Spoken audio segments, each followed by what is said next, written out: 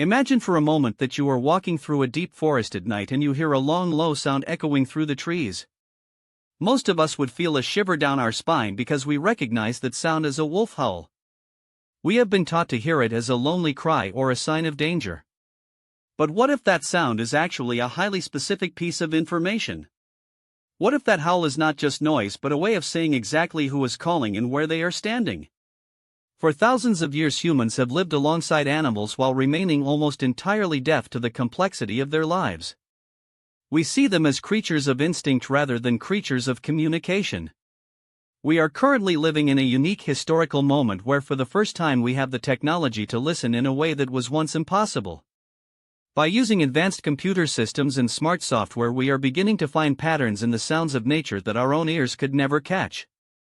This is not just about understanding the calls of a wild animal but about changing our entire relationship with the living world around us.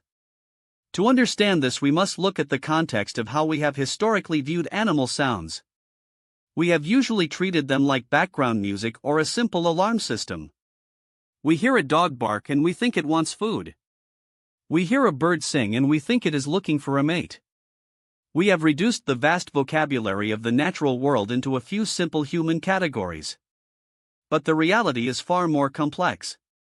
When we look at the spectrograms of wolf howls, which are visual maps of sound, we see that every individual has a unique signature. Just as you can recognize a friend on the phone without them saying their name, wolves can identify each other through the pitch and tone of their voices. This surface concept tells us that communication in the wild is deeply personal. It is not just a generic broadcast. It is a social network. These animals are maintaining connections and keeping track of their families across miles of difficult terrain. This brings us to a hidden assumption that we really need to examine. We often assume that because animal communication does not look or sound like human language, it must be simple or primitive. We think that if they do not use names like Teddy or Rachel, then they are not really talking. But this is a very narrow way to look at intelligence. The hidden assumption is that the human way of talking is the only way to share meaning. In truth, a wolf howl might contain a huge amount of data about the health, the mood, and the location of the caller all at once. By judging their communication based on our own rules, we miss the beautiful logic of their world. We are just beginning to realize that a dog barking at an emergency vehicle might not be acting randomly. It might be responding to a specific frequency that matches the sound of a wolf pup in distress. This shows that the patterns of the wild are still living inside our homes even if we have forgotten how to read them. When we look at the structural pattern of how we use technology today, we see a powerful tool for empathy. Artificial intelligence is often talked about as something that separates us from nature, but it might actually be the bridge that brings us back.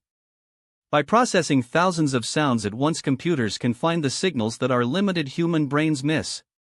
They can show us that the noise of the forest is actually a busy conversation. This pattern of decoding the world suggests that we are moving toward a time when we can no longer ignore the presence of other minds on this planet. It is a shift from seeing animals as objects to seeing them as subjects with their own stories and social structures. We can reframe this entire idea by looking at the urgency of our current situation. It is one thing to have the tools to decode a language, but it is another thing to have a living speaker left to talk to. We are so focused on the excitement of new technology that we often forget the basic requirement for its use. There must be animals left to decode. If we lose the wolves and the whales and the birds, it does not matter how smart our algorithms become. We will be left with a very expensive dictionary for a world that has gone silent. This perspective moves us from being curious observers to being active protectors. The goal of understanding animal communication should not just be scientific data but a deeper commitment to their survival.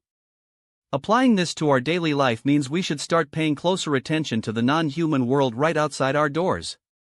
You don't need a supercomputer to begin this process. You can start by simply observing the birds in your backyard or the way your pet reacts to different sounds. Try to imagine what their world feels like and what they might be trying to say. When we stop seeing nature as a resource and start seeing it as a community of voices, we change how we live. We might think twice about the noise we make or the space we take up. We can learn to value the silence that allows those voices to be heard. This is about building a sense of wonder that goes beyond ourselves. It is about realizing that we share this earth with neighbors who have been talking to each other for millions of years. We are the newcomers to this conversation and we have a lot to learn. Think about how much richer our lives would be if we could truly understand the signal in the noise. Imagine a future where we can detect when an animal is sick or when a pack is moving long before we see them. This knowledge could help us prevent conflicts and create a world where humans and wildlife can live side by side in peace. We have the opportunity to use our brilliance as a species to honor the brilliance of others. This is a task that requires patience and humility. It means admitting that we don't have all the answers and that wolfish is a language just as valid as English even if it works differently. We are standing at a doorway and the key is our ability to listen. Let us move forward with a sense of responsibility for the voices we are just starting to hear. Every howl and every chirp is a reminder that we are not alone. It is a reminder that the world is full of meaning if only we are willing to pay attention. The more we listen, the more we realize that the natural world is not a silent place but a vibrant and busy society. Our job is to make sure that the music of the wild keeps playing for generations to come. We have the technology to hear the songs of the earth, but do we have the wisdom to keep those songs alive? If we could finally translate the deep language of the forest, how would it change the way you look at the life in your own backyard?